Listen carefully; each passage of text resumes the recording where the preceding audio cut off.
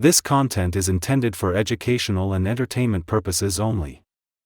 What is up, guys? Good afternoon and welcome back. I'm Justin Jennings from Jennings Performance Coaching, and today we're going to talk about training. So, this is part three of our 5-part series of what you need to focus on to get the most out of your physique. So, today we're talking about training. We're going to talk about relative effort versus volume. There's a lot of talk about that, high volume versus low volume versus failure training versus RIR training. We're going to touch on that a little bit.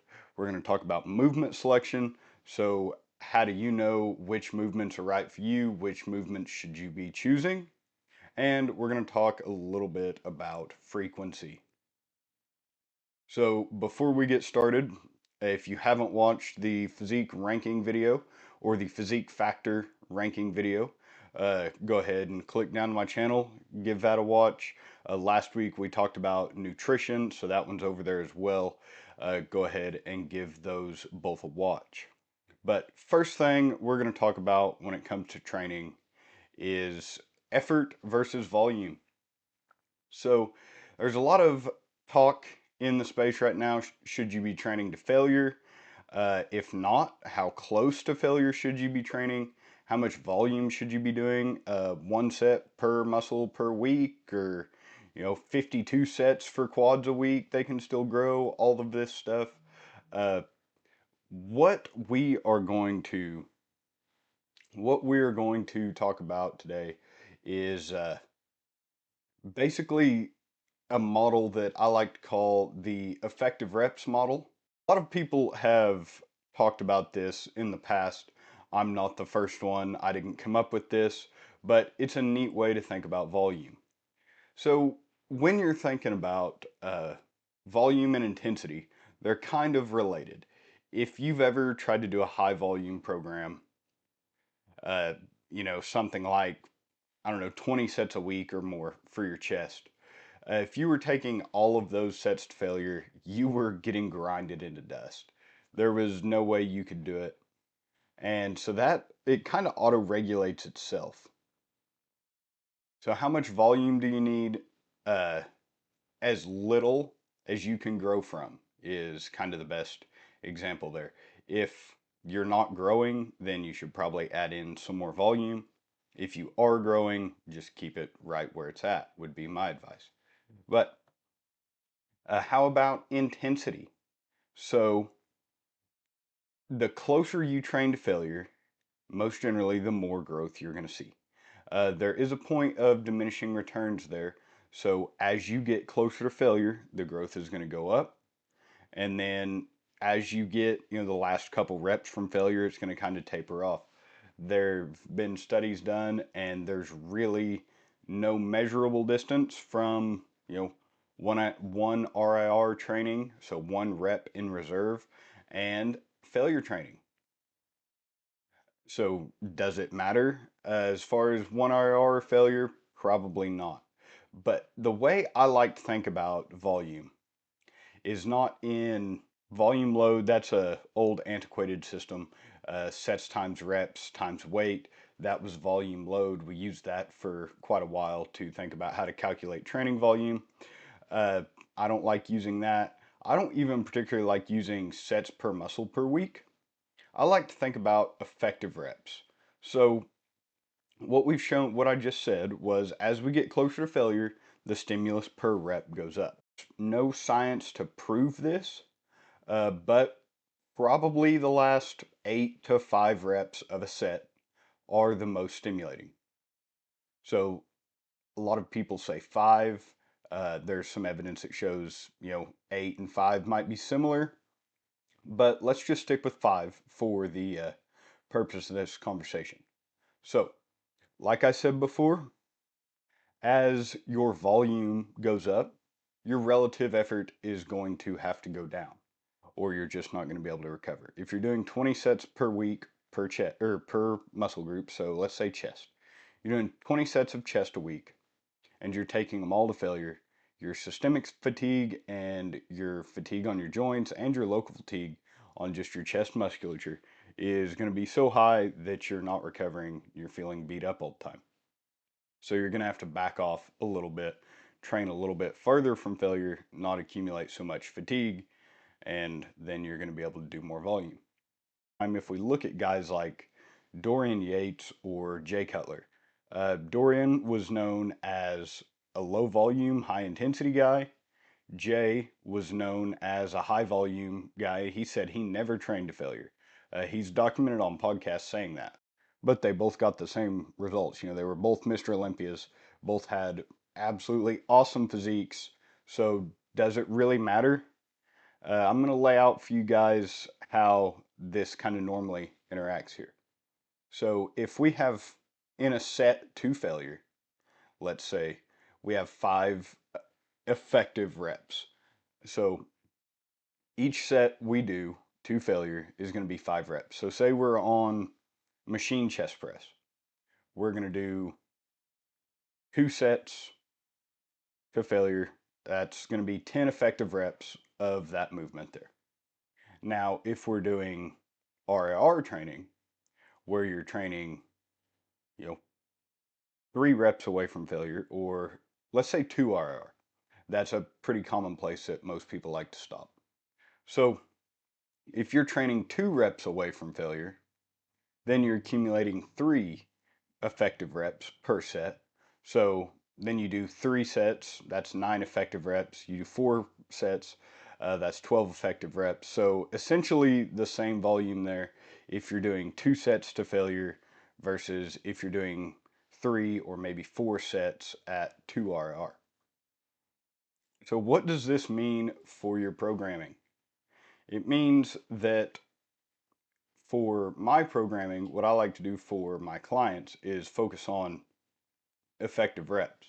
So movements like bicep curls, side delts, um, tricep pushdowns, chest flies, these movements that aren't very systemically fatiguing, single joint isolation movements, I tell them to go ahead and take them all the way to failure. It's objective. They don't have to. I train a lot of kind of earlier on, early intermediates, and they don't have to, worry about counting their reps in reserve. They go to failure. They know that's failure because they can't do another rep with good form, and they're getting all their effective reps out of that set.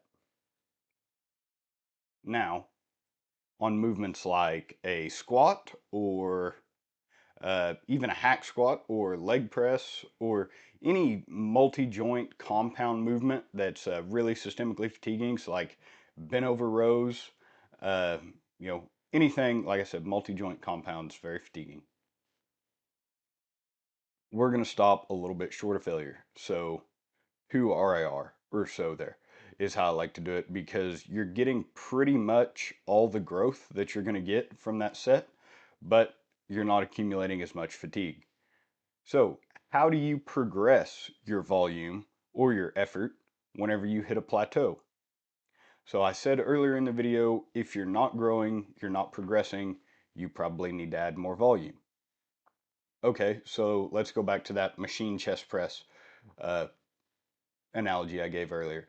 We're doing 2 sets to failure on the machine chest press. We add in a 3rd set to failure on that. So now we're getting 15 effective reps per session, or for that movement per session in. And we're progressing. We progress for a little bit, but then our chest starts to get too beat up. We can't recover in time for the next session. It's just not working out. So what you might want to do in that situation is drop your reps in reserve. So instead of doing, 3 sets to failure, we're going to back off to 1 to 2 reps in reserve. So let's say 1 rep in reserve. That's going to cut a lot of fatigue out of that movement. That last absolute grinder rep, we're going to cut that out, and we're going to start doing 4 sets. So now we're getting 4 sets of, 4 sets of basically 4 effective reps. That's going to tally up to 16 effective reps That's one more rep than we were getting with 3 sets to failure. And since we're not going to failure, we're getting, we're dropping a lot of that fatigue, systemic and local, both, that we were going to get from the last rep at failure. So they are inversely related. The more volume you do, the less effort you can apply. You only have so much recovery. Once you're tapped out there, you have to make an adjustment. And the way to make that adjustment is normally to increase your reps in reserve, so train a little bit further from failure, and add volume. So what we're looking at is I like to start people out whenever they're training with me. Uh, 1 rep in reserve, 1 or 2 reps in reserve on all their compound movements, and failure training on all their isolations. And once I can ensure that they know how to train hard, know how to estimate proximity to failure, all of that, when we need to make volume progressions, we'll normally pull things back to 1 to 2 reps in reserve on everything and progress volume that way. Now, movement selection. How do you choose the correct movement to get the most out of your time in the gym? So there's a few criteria here. Obviously, we're going to cut out like the goofy stuff, the stuff that doesn't make any sense, like Bosu ball squats or pistol squats or anything that's super unstable and doesn't make a lot of sense for us to have in the program. I'm not even going to talk about it. But we have a few criteria. So number one, it's got to be a stable movement. The more stable the movement is, the better. Number two, we have to load the muscle through its full contractile range. So from the stretched position to the very shortened position, we want to load the muscle all the way through there. Number three, it has to feel good on our joints. So, a Smith machine JM press is one of my favorite uh, tricep movements. But if a Smith machine JM press is beating up on your elbows, don't use it. It's not worth having joint and connective tissue pain and possibly having to spend some time out of the gym just to use this movement because I said I like it. So it has to feel good on your joints, and ideally it would have a good stimulus to fatigue ratio for the target muscle. So what does that mean? Something like a deadlift doesn't really fall into this category. A deadlift is a great exercise. I love the deadlift, and it definitely has a place. Uh, but if your goal is to target your glutes, we'll say, or your hamstrings, or your back for that matter, doing heavy deadlifts is very fatiguing, and there are exercises that target all of those muscle groups better, that are less fatiguing. So if you want to target your rectors and the rest, or the rest of your back for that matter, you could do a flexion row, cable flexion row, barbell flexion row, dumbbell flexion row.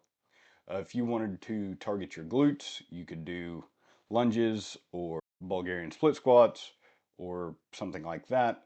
And if you wanted to target your hamstrings, there'd be stiff leg deadlift variations, uh, 45-degree back raise, all of that stuff. So we want it to stimulate the target muscle without fatiguing the whole global system. So it needs to be stable. Machines are awesome. Barbells, normally pretty awesome. Dumbbells, a little bit less stable, but that's kind of the price of doing business. They're not that bad. You can get a really good stimulus with some dumbbells. Dumbbell press, that type of stuff. Has a little bit less stability than a barbell or a machine press, but you're going to be just fine. You're going to be able to use those high threshold motor units. So why is stability such a big deal? Well, whenever your body perceives that it is less stable, it switches off your ability to produce a lot of force. So if you're walking on ice or something like that and you wanted to jump really high, your body just wouldn't let you jump that high because it knows, hey, this ice is slick, we're not super stable, we're going to fall, we're going to break our arm, and we're going to have a problem. And so there's subconsciously in your brain, your body turns off your ability to produce its highest forces whenever you are unstable. So that is why stability is a big deal there. So as far as, like I said, upper body movements, uh, the more bracing you can use, the better. So I like to do overhead tricep extensions. I like to stand against a bench. So just like I'm sitting here with my back against a bench, I like to stand against the bench, focus on keeping my back there so I'm not like trying to crunch the weight or do anything weird like that. So we need to be stable. We need to be able to keep the focus on the target muscle there. The second one is we need to load the muscle through its entire contractile range. So if we're talking about our pec, for like a pec fly or a chest press or anything like that, we need to load the movement starting down here in the stretch and then all the way up to the peak contraction. We need to be able to load the movement through that entire range. Now, we may not be able to do this all with one exercise. We may need, an exercise that focuses on the lengthened position, and we may need an exercise that focuses a little bit more on the shortened position. Something like a dumbbell fly, if you're laying on a bench doing a dumbbell fly, whenever you're down here, there's a lot of tension because the lever arm is the longest and gravity's pulling that dumbbell straight down. Whenever you get up here, there's not much tension because the pec pulls this away, gravity is pulling the dumbbell this way. So dumbbell fly is a great exercise. I really like dumbbell flies, but as far as loading the shortened range, they're not going to do that. Something like a hammer strength press, if you've ever used a hammer strength plate loaded press, you've probably noticed that it is much easier at the bottom and it's really hard to lock it out. That is going to focus more on the shortened position. So each session, we want to load the muscle through its entire contractile range, and we want to take it near failure through its entire contractile range. Now, does that mean you have to use a barbell or a barbell press or uh, like a Smith machine press or a stack loaded press, something like that, that loads the muscle through its entire range with that one movement? No, you could do something that is shortened biased, like a hammer strength press, and then something that is lengthened biased, something like a dumbbell fly. Just whatever feels good there. It also depends kind of on how much time you have and how much time you're willing to spend in the gym. If you're a little bit short on time, you're going to want to be really efficient with your movement selections. You're going to want to load, like the quad, for instance. You'll want to do a hack squat or a leg press or a barbell squat or something that puts the tension on the quad the entire time. From the very stretched position when you're in the bottom of the squat all the way to the top, you're putting tension on the quad there. Something like a leg extension, it can be a little bit difficult. There's not a lot of tension at the bottom of a leg extension. There where your quad's the most stretched. And so that's kind of a shortened biased movement. Leg extensions are awesome, nothing wrong with them, but they are focusing on the shortened position. So if you're going to use leg extensions for your quads, make sure you're doing something else that focuses on the lengthened position. Sissy squats is a good option there. They don't focus much on the shortened position, but the lengthened position of that rectus femoris, whenever you're doing sissy squats, really, it really hits that really well. Same thing with glutes. So like a hip thrust doesn't do a lot for the lengthened position of the glutes. Lunges, however, they do, there's a pretty nasty stretch at the bottom of like a Smith machine reverse lunge or something like that. There's a lot of tension in that stretch. And then hip thrust or a GHD back raise, something like that, it's going to be hardest at the very contracted position and a lot easier at the very stretched position.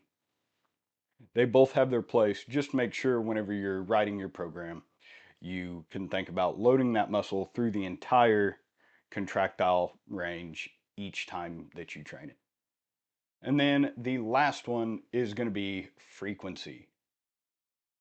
So I'm going to recommend hitting each muscle group at least 2 times a week. So this comes down to kind of split design. Uh, the old school bro splits really suffered here, where you were just hitting each muscle group once a week with a ton of volume. Problem is, how motivated are you on set number 25 of chest? How stimulating is that set really? And so the more often that you can touch a muscle, the better off you're going to be there. And so if it's recovered, train it is pretty good, is a pretty good rule to live by there. And so upper lower works really well with this. I know Terrence Ruffin has been talking a lot about the torso and appendage split. And so he trains chest and back and arms and legs on their respective days. So he has a chest and back day and then he has an arm and leg day. I do something similar. So my current split is push pull legs rest upper minus arms. So I'll do chest, back, and delts. And then my next day is lower plus arms. So push, pull, legs, upper minus arms, lower plus arms. And that allows me to train every muscle group twice a week. My arms need a little bit more focus, and so I'm able to put them at the beginning of my leg workout there. It doesn't affect the rest of the workout, and I get to hit them when I'm fresh. That's a big thing with frequency as well, is you're able to move some things around where you can hit each muscle group, when you're fresh throughout the week. So after, if you're doing 25 sets of chest in one session, those last 10 sets of chest, you're going to be pretty fatigued. You've already done 15 working sets for the day.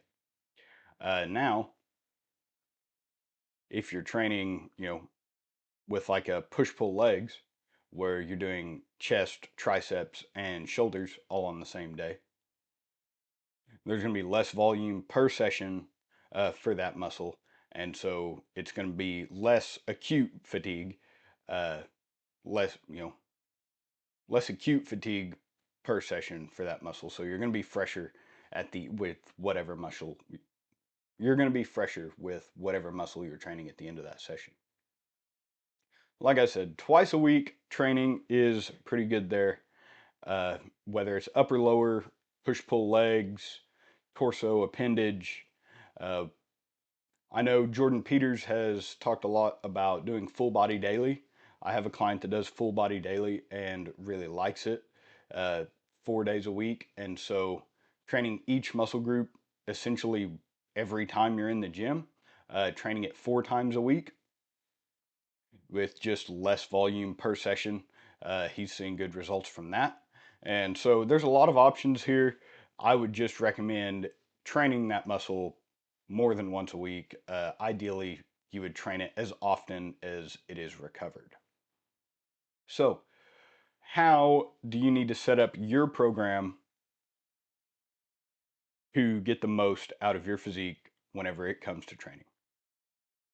When it comes to volume and effort, you need to do as much volume as you can grow from, and don't get carried away with this. Like I said, if you're doing 10 sets of chest a week and you're progressing on all your movements, and month after month you're seeing, increase in chest size and all of that good stuff, there's no need to increase chest volume. You'll just go into, you'll just tax your recovery a little bit more. If you're not growing, if you're doing 10 sets of chest a week and you're not growing, it's probably time to add a set. If you add a set and you notice that your recovery is down, it may be time to pull back on the relative effort a little bit. So instead of 10 sets of chest per week to failure, so let's say that's 50 effective reps, then maybe go to 12 sets of chest per week at 2 reps in reserve. So now you're getting 36 effective reps, and can kind of base from there how you progress your volume uh, so that you can continue to progress. So as volume goes up, relative effort normally goes down. Just from a recovery standpoint, that's how it has to be. There's not as much division there as people think. Whenever you track your volume that way, you notice that the guys that are doing lower volumes are doing the same amount of reps close to failure as the guys that are doing higher volumes are. It just takes them more sets to do them. The fatigue cost is going to be probably about the same whenever we look at, doing 6 sets per session per movement of a movement, or that's 3 reps away from failure or 2 reps away from failure versus 1 or 2 sets per session of a movement that is to failure. We're going to be seeing about the same amount of fatigue. And how do we pick our movements that we're going to do during these sessions? So we want the movements to be stable. We want to train the muscle through its full contractile range each time we train it. So shortened position, lengthened position, and the mid-range. We want movements that put tension on the muscle through all of those ranges. It needs to feel good for our joints, and it needs to have a good stimulus to fatigue ratio for the target muscle. So can't have something that's beating up your joints, something that's breaking your body down, beating up the whole nervous system and everything, and expect to get the most growth out of it. And then frequency, train the muscle as often as you can, as often as it's recovered is probably the best bet there, but at least twice a week is going to allow you to split your volume up so intra-session fatigue is not quite as high and probably get a little bit better stimulus out of that there. So that is what I have for you guys, how I would recommend you set up your programs if you want to get the most out of your physique. Guys, if you like this video, like, subscribe, leave a comment, tell me you liked it. If there was something I got wrong, go ahead, leave a comment, tell me what I got wrong. We can argue and yell at one another down there. But I've been Justin Jennings with Jennings Performance Coaching. Thank you guys for watching. All of my links are going to be down below. So Titan Nutrition, I've got a 20% off discount code for you guys. Use code TITANJPC to get 20% off of your order. My newsletter, my Instagram, and coaching inquiries are all going to be linked down below. So if you want me to be your coach, hit me up, holler at me, and let's talk. Thanks for watching, guys. Until next time.